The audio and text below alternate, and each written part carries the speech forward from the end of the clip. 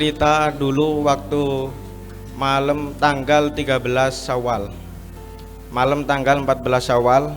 Jadi kalau di Sidogiri waktu penyebutan tempat tugas itu tidak disebutkan seperti di Dalwa rame-rame gitu, enggak. Cuman dikasih surat, nanti malam-malam dikasih surat hampir jam, jadi siangnya itu dikasih surat. Kok konflik ini? Gimana? Jadi siang dikasih surat, tanggal 13 siang dikasih surat, malamnya bertemu dengan PJGT. Kemudian besoknya langsung berangkat. Awal pertama kali saya menerima surat, saya sangat senang. Saya sangat bahagia pertama kali menemukan surat. Saya baca di surat itu tulisannya adalah Madrasah Salafiyah Syafi'iyah Darut Tauhid gitu. Saya senang. Kenapa kok senang? Karena saya tugas di madrasah. Saya tugas di madrasah, paling madrasah kecil gitu. Anggapan saya seperti itu. Saya senang karena mungkin santrinya sedikit, pelajarannya juga tidak terlalu repot. Saya senangnya dari situ. Kemudian malam-malam ternyata ketemu dengan PJGT. Pak PJGT Ustadz Ilmul Yakin, beliau bilang, "Sampean dari mana Ustadz?" "Saya dari Pasuruan." "Oh sama saya juga asalnya Pasuruan. Tapi saya menikah dapat orang Madura." "Oh, Pasuruan mana sampean Ustadz?" "Saya Pasuruan Wonosari." Ketepatan rumahnya beliau itu sekecamatan sama saya. Jadi cocok lah ngomong pakai bahasa Jawa ketika itu. Lama kelamaan beliau bilang, setelah ngobrol lama sama saya, bilang, "Tunggu Ustadz ya, saya mau ke yang satunya." Loh, saya mulai bertanya-tanya gitu di pikiran, kok pindah ke yang satunya? Berarti ada 2 guru tugas gitu kata saya. Mendua. Saya tanyakan lagi, "Yang satunya kelas berapa Ustadz?" "Kelas 3 Sanawiyah apa?" "Oh bukan, yang satunya itu kelas 3 Aliyah." Aduh, saya mulai pusing ini. Saya mulai pusing. Tuh, kok teman saya kelas 3 Aliyah kata saya.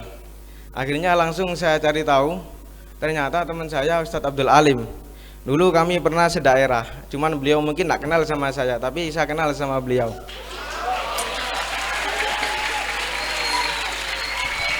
Kurang FYP berarti sampean, Pak.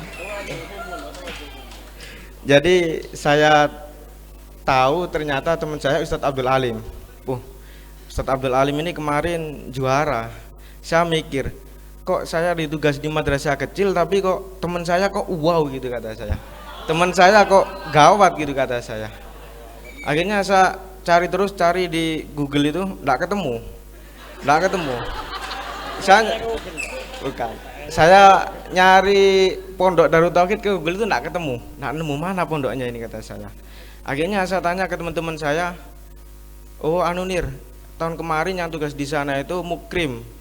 "Oh Mukrim ya, saya kenal." Saya minta nomornya sama teman saya telepon dia. Ketika itu malam-malam, hampir jam 12 malam saya telepon. Saya telepon Ustadz Mukrim itu, saya tanya-tanya, "Tugas di mana sampai Ustadz?" "Oh saya tugas di sini." Tapi beliau enggak bilang kalau tugas di pondok gitu. "Oh enak, pokoknya nanti sampai tugas di sana enak-enak gitu." Terbuai sampean. Beliau bilang enak. Saya tanyakan lama kelamaan, dia cuman bilangnya gini, "Oh nanti tenang sampean, kamar sampean nanti ada di atas jeding gitu. Jadi enak sampean kalau mau mandi langsung turun. Nggak usah antri gitu katanya. Karena kan kalau di pondok mandi itu antri panjang gitu. Jadi nanti kalau sampean ke tugas ke sini, kamar sampean di atas jeding, turun langsung mandi sampean, nggak usah antri gitu." "Oh iya wis," gitu kata saya. Akhirnya besoknya itu ketemu saya sama Pak Alim. Setelah perkumpulan PJGT, setelah kumpulan GT sama PJGT, akhirnya kami berangkat. Ketepatan yang menjemput kami adalah Ustadz Rizky dulu. Ustadz Rizky yang menjemput kami bersama dengan Ustadz Maksus. Ustadz Rizky bilang, pertama ya ngobrol-ngobrol biasa. Lama kelamaan nyampe di Madura. Kami ketika itu setelah sholat duhur mampir dulu ke warung beli minuman karena perjalanannya itu agak santai, tidak terlalu terburu-buru. Setelah beli minuman, beliau bilang, "Pak, nanti sampean tugas di pondok pesantren. Tuh, saya langsung kaget. Masa saya tugas pondok pesantren gitu. Akhirnya ditanya sama Ustadz Fikri, sampai lulusan apa Ustadz? Saya lulusan sanawiyah. Yang satunya lulusan aliyah. Oh, berarti nanti sampean megang kelas 1 sanawiyah. Pak alimnya megang kelas 2 sanawiyah. Akhirnya saya mulai bertanya-tanya di pikiran itu. Pondoknya kayak apa ya? Apa mungkin pondok biasa atau pondok besar? Akhirnya waktu perjalanan lagi kami nyampe di sini. Dulu saya nyangka awalnya pondoknya itu adalah madrasahnya Ustadz Ilmul Yakin. Madrasahnya Ustadz Ilmul Yakin di samping jalan itu. Dulu saya nyangka itu tempat tugas saya. Oh, ini tenang kata saya gitu. Tapi ternyata kok terus katanya. Oh, bukan ini Pak, ini madrasah ini. Bukan ini tugasnya sampean. Oh ya, terus akhirnya terus masuk. Akhirnya nyampe di gerbang sana. Dibukakan pintu, langsung saya kaget. Ternyata pondoknya besar. Ternyata pondoknya besar, santrinya juga banyak. Ketika itu kami nyampe sore dan ketepatan banyak santri yang terlihat amal jariah di sini. Akhirnya saya masuk nyampe ke kamar istirahat. Saya mulai merenung ketika itu. Waduh.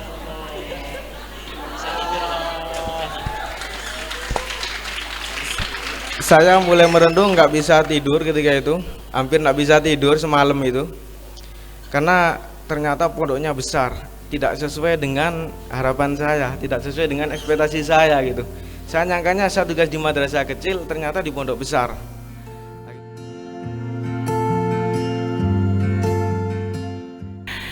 Saya mulai dari mana ini ya? Mulai dari bulan Ramadan ini ya. Pas Ramadan itu kan saya ke Sidogiri. Sebenarnya untuk pondok Injilan ya, untuk Injilan ini saya sebenarnya sudah lama sekali tahu. Bahkan bisa dibilang sebelum mondok sudah tahu karena tempat tugas ya abah saya. Sehingga ya abah sering menceritakan tempat tugasnya dulu. Sehingga saya sudah tahu. Ya walaupun tidak tahu-tahu banget gitu ya. Jadi tahu kalau di Madura itu ada pondok Injilan gitu. Tahu aja Pak. Tahu aja gitu. Tahu saya Madura buat di pondok Injilan. Itu toh juga kepala kamar saya dulu tugas di Madura. Tugas di Injilan Ustadz Muhyiddin dulu tugas di Injilan Ustadz Muhyiddin, beliau kepala kamar saya tugas di sini, sering menceritakan juga, sehingga saya sudah lebih dulu tahu. Kalau Pak Munir kan nyangkanya di sini pondok madrasah kecil, ternyata besar gitu kan. Ternyata bisa dibilang pondok terbesar di Sampang gitu. Kemudian saya bilang ke abah saya, tugas mana lim? Itu mulai limnya. Ki punten Pak. Keng insyaallah ka Madura. Alhamdulillah Madura di manter tugas Injilan. Dia bilang gitu apa? Manter tugas Injilan belim. Duh, mak ya tugas Injilan bi apa itu ya. Ya, kemudian pas apa namanya? Balik ke pondok ya, Ramadan. Bulan apa itu? Bulan Syawal ya. Bulan Syawal balik ke pondok. Itu saya balik sakit itu ya. Aslinya saya sakit tapi dipaksakan kembali demi tugas, demi bertemu kalian. Sampai sakit rela berangkat saya itu. Sakit tuh ya. Pas sakit saya berangkat. Kemudian pas ngadep lagi ke ustadz saya. Kemudian pas cek barang bawaan itu ustadz bilang, "Pas sabar lim, Bu, anak mau sabar." Pikiran saya wes nggak enak sama tugasnya dia. Pas sabar lim, anak apa ustadz? Dekiban sering debaten bi murid dah. Sering debaten murid berarti lim alim tang murid gitu, saya pikir saya gitu. Tang murid lim alim, tang murid buat gawat, tang murid top dah gitu kan. Ternyata memang benar top seperti Mukhofifi, Suri, Mahfud itu kan top memang kan. Ternyata memang top. Abu Izzah dan lain-lain dan kawan-kawannya itu sudah. Itu ya Ustadz bilang gitu Ustadz. Pesabar jelimnya. Deki ben debaten bi murid deki bannya. Sering debaten murid deki bannya. Belum kok bilang gitu Ustadz saya. Saya kepikiran tuh, tugas di mangkok itu. Kok ditaruh di tempat yang muridnya ganas-ganas gitu saya. Pikiran saya kan saya pengen ke Madura karena mengayomi ke bertugas itu saya. Mah beri ke sana ganas bi Ustadz di rumah gitu saya. Kok bukan ke teman saya yang ditaruh, ke teman saya ada yang lebih wow gitu, lebih apa namanya?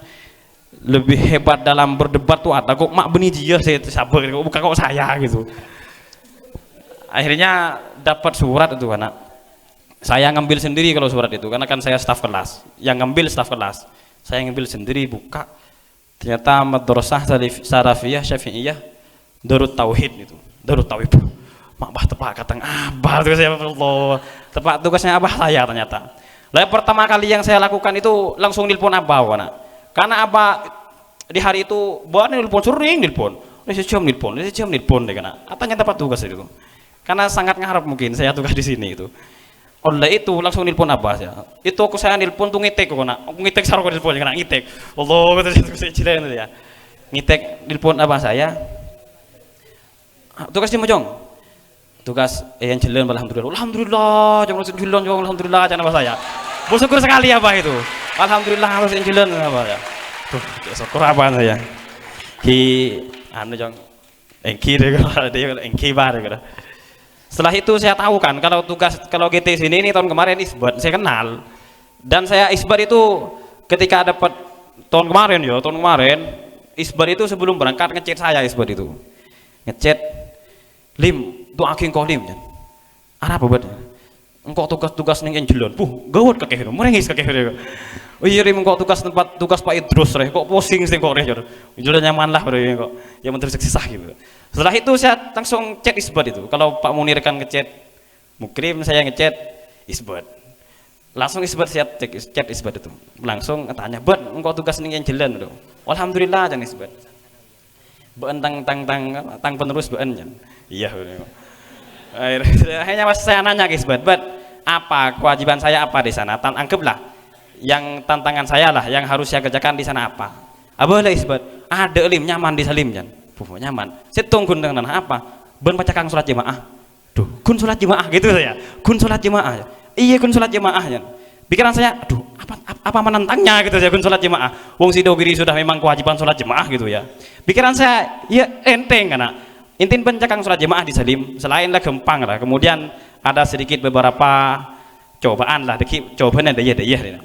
Gak enaknya itu ya gak perlu disebutkan kan buat apa.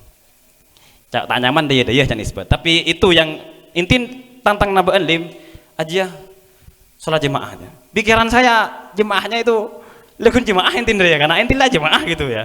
Ternyata salah nyampe di sini itu masya Allah jemaahnya itu bukan hanya sekedar jemaah itu beritanya sejam kemudian kena absen lah ya.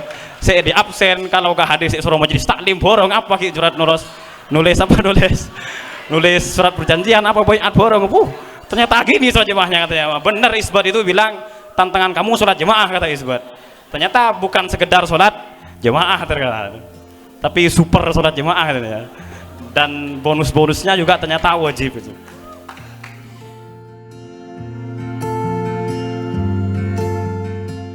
Bismillahirrahmanirrahim. Apa tadi pertanyaannya? Momen paling berkesan yang tak bisa terlupakan. Banyak sih sebenarnya. Ya. Tapi yang paling berkesan itu waktu saya jadi imam. Ya. Kan sebelum waktu dipanggil kiai. Jadi waktu itu sebelum jadwalnya Pak Alim ya, Pak Munir waktu itu. Kiai itu ngasih teguran buat imam. Tolong yang jadi imam suara takbirnya harus lantang ya. Oh ya. Habis itu kan saya ingat oh berarti harus lantang. Nah, ternyata pas subuh sebelum qomat Ustadz As'ad itu waktu itu pengumuman untuk yang jadi imam tolong rukuknya dipanjangkan. Oh ya sudah saya oke siap gitu. Soalnya jadwalnya saya waktu itu. Nah, akhirnya sudah baca istighfar saya langsung maju. Udah jadi imam. Itu saya langsung ngambil surat agak panjang wasyamsi waduha waktu itu. Soalnya kan saya mikirnya berarti kalau rukuknya panjang mungkin beliau tuh pingin sholatnya itu agak panjang karena mungkin sudah tua kan. Mungkin karena sebelumnya itu terlalu cepat sholatnya. Akhirnya saya panjangkan. Yang saya panjangkan waktu itu surat. Nah, akhirnya sholat. Nah, rukuknya saya ingat juga harus panjang kan waktu itu. Saya berbaca subhana rabbiyal azimi wa bihamdihi pelan-pelan 3 kali. Saya ingat sebelum itu Pak Ustadz Fathur Rahman bilang, "Pak sampean baca 7 kali aja biar lama kata beliau." Akhirnya, tapi saya tetap baca 3 kali ya, baca 3 kali agak lama menurut saya lama. Akhirnya setelah assalamualaikum, sudah tenang saya, alhamdulillah, tidak ada panggilan. Ternyata belum selesai baca istighfar, tiba-tiba Ustadz Badrudduja ke depan. Ustadz, sampean dipanggil Kiai. Ya Allah, saya pikir saya, apa salah saya ini? Masa salah lagi nih. Kemarin udah hampir banyak ustadz yang kena sebelum saya itu ditegur sama Kiai. Akhirnya Mas antum dipanggil sama Kiai di belakang. Sudah, akhirnya itu diam semua waktu itu. Saya jalan dari depan sampai belakang. Waktu itu asatid sholatnya di belakang. Dan saya jalan dari depan sampai ke belakang itu kepikiran, ya Allah, apa salah saya ini? Masih salah saja kan. Akhirnya sampai belakang. Ternyata Kiai pas lihat saya senyum, alhamdulillah. Senyum beliau, senyum. Kayaknya beliau tanya sama asatid yang sebelah beliau. Mungkin dibilangin guru tugas yang jadi imam. Saya dengar dari cerita Pak Alim waktu itu, tuh ketika selesai sholat itu Kiai marah sekali. Siapa jadi imam? Kata pakai bahasa muda, kata Pak Alim waktu itu ngelihat. Setelah itu beliau cerita. Akhirnya pas ngadep ke beliau, Kiai, salam. Kata Kiai, guru tugas. Iya Kiai, saya bilang. Engki ya. Akhirnya kata beliau, kok rukuknya enggak dilamain? Kan saya sudah bilang. Saya bilang, kan saya merasa udah lama itu, sudah lama menurut saya. Akhirnya saya bilang, sudah Kiai, sudah lama. Kata beliau, kurang lama itu. Kurang lama. Kata beliau, akhirnya kalau enggak dilamain lagi rukuknya nanti, enggak usah jadi imam sini, kata beliau. Naam, kata saya. Sudah, akhirnya mundur, udah. Dengar habis itu bubar, ketemu sama beliau Ustaz Nuruddin. Pak, untung sampai ini jadi imam. Kalau bukan sampai kalau asatid sini habis sudah. Habis. Untung guru tugas yang jadi imam. Saya alhamdulillah ya Allah. Tapi takut juga, itu pokoknya momen paling berkesan sudah. Dipanggil Kiai. Juga ada lagi itu waktu saya mau izin ya kan, waktu itu pengasuh Dalwa itu bikin acara walimah putrinya beliau. Nah, kebetulan Kiai diundang. Saya mau izin, soalnya ada orang tua juga diundang, jadi mau nemenin orang tua ke Dalwa.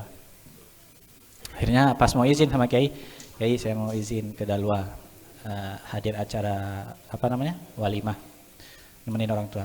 Kata Kiai, oh iya, saya juga mau ke sana nanti habis zuhur, mau ikut saya aja ya, kata beliau. Saya bingung, ikut enggak ya? Kalau ikut malu saya, kan enggak enak sama Kiai. Kalau enggak ikut keluar uang lagi lumayan. Tapi alhamdulillah kan saya bilang terserah antum, ya terserah. Akhirnya beliau sudah ikut saya. Sudah akhirnya ikut. Nah, waktu itu habis zuhur langsung dipanggil bareng Rasais, alhamdulillah. Akhirnya naik, yang saya lihat ya waktu di mobil itu, insyaallah ya. Baru mulai berangkat dari sini tuh beliau sudah megang wirid doa ya, baca doa safar. Pokoknya kemudian setiap ada sumbangan, biasanya kan kalau di pinggir-pinggir jalan kalau dekat masjid itu ada sumbangan ya, itu pasti beliau bilang ke Ustadz Mahsus ya, pelanin kalau ada kalau ada sumbangan pelan-pelan, beliau mau nyumbang pasti itu. Bukan sekali ya beliau, bukan hanya di depan itu, bukan di Sampang aja. Terus kalau nggak salah sampai keluar Sampang itu, setiap ada yang nyumbang pasti beliau nyumbang. Nah, itu yang saya kagum ya, luar biasa. Beliau benar-benar mencerminkan akhlak guru beliau Abu Yazid Muhammad, yang mana Abu Yazid Muhammad itu setiap habis ngaji pasti beliau ngasih amplop, ada barokahnya ya, itu banyak saya yang saya perhatikan dari beliau. Luar biasa memang, antum di sini harus bersyukur punya guru seperti beliau. Beliau lah murabbi ya. Di mana-mana pondok manapun saya tidak pernah, ya, wallahi tidak pernah saya nemukan ada pondok yang apa namanya wajib jamaahnya itu seperti di sini, di absen lagi, asatid ya, asatid. Yang bikin saya kagum lagi, orang jualan di luar itu, waktu maulid, orang jualan di luar, itu kan di apa, disuruh jamaah juga, itu kata saya luar biasa ini kata.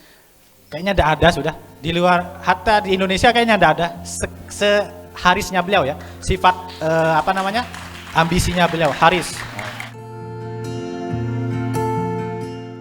Ana mau mengucapkan mohon maaf yang sebesar-besarnya saja untuk semua kelas yang Ana ajarkan, semua kelas yang pernah Ana ngefak di kelas-kelas tersebut, kelas 2B, kelas 3A, 3B, 3C, semua kelas 1A, semuanya Ana mohon maaf atas kekurangan Ana dalam cara mengajar Ana, khususnya juga kepada ashabul kibar, ashabul sigar bahasa Arab.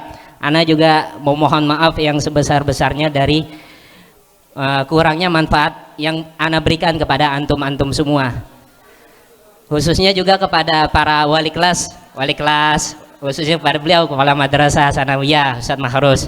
Mungkin banyak sekali kekurangan Ana, dari uzur Ana mungkin, bukan uzur, dari sering telatnya Ana mungkin, dan semua dari kekurangan yang Ana sampaikan dari cara mengajar atau ketidakpahaman antum terhadap apa yang Ana sampaikan, apa yang saya sampaikan. Ana mohon maaf yang sebesar-besarnya. Tapi walaupun dari yang antum lihat mungkin sangat kurang sekali dari apa yang Ana sampaikan, bukan berarti Ana nggak ada usaha.